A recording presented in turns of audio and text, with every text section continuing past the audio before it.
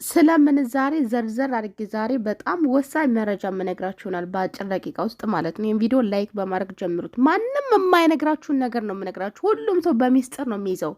እኔ ግን እነግራችኋለሁ ያለውን ነገር ማለት ነው። ይህን ቪዲዮ ላይክ እያደረጋችሁ ጀምሩት። ሰላም ሰላም፣ እንዴት ናችሁ? እንዲ ሀገር ልጆች ደህና ናችሁን? ያለው እግዚአብሔር ይመስገን። ዛሬ እንግዲህ ስለምን ዛሬ በጣም ወሳኝ የሆኑ ነገሮችን ነው የምነግራችሁ። ከዚህም በፊት ብዙ ነገር ነግሬያቸዋለሁኝ። ማንም ሰው የማይነግራችሁ ነገሮች ነው እስከዛሬም ስነግራችሁ ቆየሁ። ዛሬ ግን በጥሞና ላዳመጠኝ ሰው በጣም ይለወጥበታል ብዬ ነው ማስበው። 100% እንደሚያፈራበት እርግጠኛ ነኝ። በጥሞና ጆሯችሁን ሳይሆን ልባችሁን ሰጥታችሁ እንድትከታተሉኝ እፈልጋለሁ ማለት ነው። ምክንያቱም ጆሮ ሰማ አልሰማ ትርጉም የለውም። ዋናው ነገር ለሰው ልጅ ልብ ነው። ልብ ካልሰማ ዋጋ ቢስ ነው። ጆሮ ቢሰማ ዋጋ የለውም እና ልባችሁን ሰታችሁኝ አድምጦላለሁኝ። ዛሬ እንግዲህ ስለምን ዛሬ ዋናው ነገር የተመለስኩበትን ምክንያት ልንገራችሁ። ብር ልኬ እኔ ራሴ ልክ ያለው ትላንትና ማለት ነው። ሌላም ጓደኛዬ ልካለች። የምሬን ነው የምላችሁ። የላክንበት የብር መጠን ግን ሰማይና ምድር ልዩነት ነው አለው ማለት ትችላላችሁ። እኔ የላኩት በ48 ነው። እሷ የላከችው በ45 ከ50 ነው። ገባችሁ? የእሷንና የኔን ልዩነት ተመልከቱ። እሷ ለረጅም ጊዜ የምትጠቀምበት የራሷ ደንበኛ አላት። እኔም በእርግጥ ደንበኛዬ ናት፣ የኔ የራሴ ማለት ነው። ነገር ግን እኔና እሷ ልዩነታችን ምኑ ጋው ነው? እናንተም ማወቅ ያለባችሁና እንድታዳምጡኝና ልብ ብላችሁ ተግባራዊ እንድታረጉ የምፈልገው ነገር ምንድን ነው እምነግራችሁ ይሆናል። የኔና የሷ ልዩነት እኔ አንደኛ ነገር ምንዛሬ ስልክ ያው ከቀን ወደ ቀን ምንዛሬ የተለያየ ነው። በመጀመሪያ ደረጃ ጎግል ላይ ሰርች አድርጌ ያለሁኝ። ከዚያም በመቀጠል የተለያዩ መረጃዎችን ከሰበሰብኩ በኋላ ሰው የላከ ሰው ካለ ከሚልኩ ሰዎች መካከል 2-3 ሰው ጠይቃለሁኝ። የትኛውን የተሻለ ምንዛሬ 47 የሚላለ 47 ከ70 የሚላለ ጠይቄ ከዛም በኋላ ለምትልክልኝ ልጅ ምንዛሬ ይሄን ያክል ነው ትልክልኛለሽ ወይስ አትልክልኝም ነው ማለት። ሁሉ ጊዜም እንደዛ ነው ማድረግላት። ትልክልኛለሽ በዚህ ዋጋ ወይስ አትልኪም? ካለክሽ ችግር የለውም። እኔ እንድትቀየምኝ አልፈልግም። ደንበኛዬ ነሽ። ነገር ግን እኔ ገንዘቡን እፈልገዋለሁ እና በዚህ ልክ የፈለኩት ምርጫው ለራሷ ነው የምሰጣት። ገባችሁ? በእርግጥ በፊት ድሮ የራሴ ደንበኛ ነበረኝ እኮ የሱም እንደዚሁ ማለት ነው። ልክ ከሱ ጋር ስልኬ ሲጠፋብኝ ነው ወደዚህኛዋ ደንበኛ የተሸጋገርኩትኝ። ግን ያንንም ቢሆን መረጃውን ካጣራው በኋላ ነው ብር መልከው። በሱ ተመጣጣኝ ነው ወይ ልዩነቱ? ይህች ሰው ጓደኛዬ ለረጅም ጊዜ ምንም አጠይቀውም ዝም ብላ መላክ ነው። እንደዚህ ነው ምንዛሬ። አሁን ቅድም ካወራም በኋላ ስነግራት በጣም ነው የተናደደችው። በጣም እኔ እያጭበረበሬ ነው ማለት ነው፣ ደንበኛ ነው አምኜው አለች። እናንተ ሰው ልታምኑ ትችላላችሁ፣ ሰው ግን አሁን ላይ አይታመንም። እውነቴን ነው የምላችሁ። እናንተ ማመን አለማመን፣ መቀበል አለመቀበል መብታችሁ ነው። ሰው አሁን ላይ አይታመንም። እናንተ ብታምኑትም ለረጅም ጊዜ ደንበኛ ብትሆኑትም ምን ብትሆኑትም ሰው እናንተን የሚያችሁን ምንድን ነው? እንደ ሞኝ፣ ከቤት እንደማይወጣ፣ እውቀት እንደሌለው፣ ከእውቀት ተራ እንደሆናችሁ አይነት አድርጎ ነው የሚያስባችሁ እንጂ እሱ እንደ ብልጥ። ገባችሁ? እናንተ እንደ ሞኝ ነው እንጂ እንደ ደንበኛ፣ እንደ አክብሮት፣ እንደ ሌላ ነገር አያየውም። ስለዚህ ብር ስትልኩ መቼም ቢሆን ደንበኛችሁ የ2 ዓመት የ3 ዓመት ደንበኛችሁ የ4 ዓመት ከዛም በላይ ሊሆን ይችላል። ቀድማችሁ ከሌላ ሰው መጠየቅ አለባችሁ። ቀድማችሁ 2-3 ሰው የላከ ሰው እንዴት ነው በስንት ላክሽን ሰሞን ሶሻል ሚዲያ ላይ ሊሆን ይችላል። እንደዚሁ ጉግል ላይ የሚሰሩ ልጆች አሉ። ብላክ ላይ ይሄን ያህል ነው፣ በባንክ ይሄን ያህል ነው እያሉ የሚናገሩም አሉ። ገባችሁ? እነሱንም ሄዳችሁ ማየት ማነጻጸር።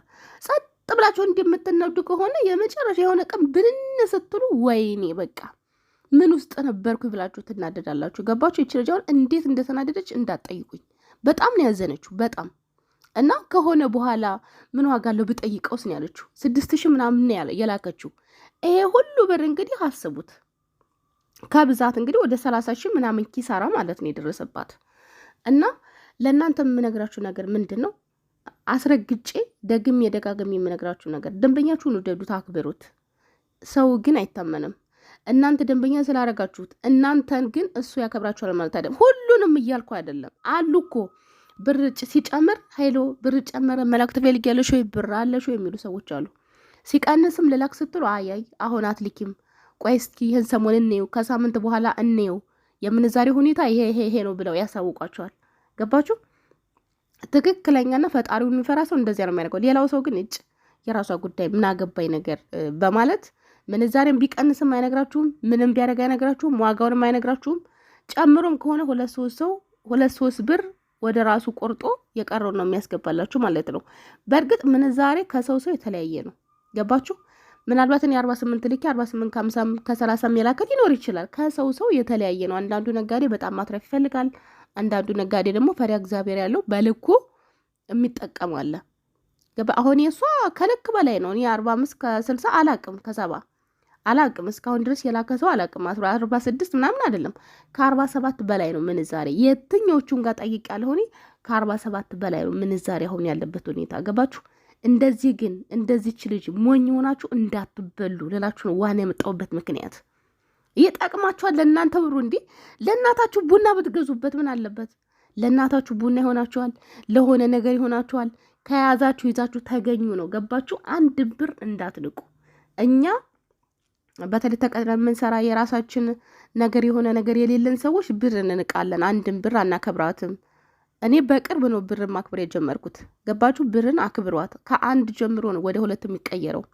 የሆነ ሱቅ ሄዳችሁ የሆነ ቃል ልገዙ ፈልጋችሁ እንዲሁ ለምሳሌ ዳቦ ልገዙ ፈልጋችሁ 10 ብር ከሆነ 9 ብር ይዛችሁ ሄዳችሁ አትገዙትም። ያን ዳቦ አይሰጣችሁማ። ምክንያቱም እኔም እዚህ የተገተርኩት 1 ብር ፈልጌ እኮ ነው የሚላችሁ።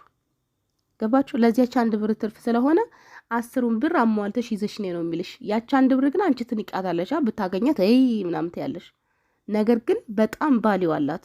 1 ብር እንደ ቀላል ነገር እንዳታይዋት። ከትንሽ ነው ሁሉም ነገር የሚጀምረው። ስለዚህ ይሄ ሁሉ ብር መክሰር ደግሞ ቀላል ለድሃ ቢሰጥ ለስንት ነገር ሰው እናንተን ላከበራችሁ እኮ ስንት ሰው የሚሰጥ ሰው አለ። ግን እናንተን እንዳላዋቂ እንደ ሞኝ እየቆጠራችሁ እንዲሰጠቀምባችሁ በጣም ነውና የሚያሳዝነው። ሁላችሁም ማስተዋልና ማድረግ ያለባችሁን ነገር ማወቅ አለባችሁ። ሁሌም ከረፈደ በኋላ መጸጸት፣ ከረፈደ በኋላ እንደዚህ ማለት ይብቃ። እኔ ሁሌም ቢሆን ስለምንዛሬ ድሮ ብዙም አልነበርኩም። አሁን ግን ወደ ሶስት ጠይቄ አጥብቄ ያለውን ነገር ካጣራው በኋላ ነው ብር ምልከውና እንደዚህ አድርጉ። ከዚህ በኋላ እንዳትጸጸቱ። ሌላው የምነግራችሁ ነገር ብር መላክ ያለባችሁ የመጨረሻ ወር ላይ አይደለም።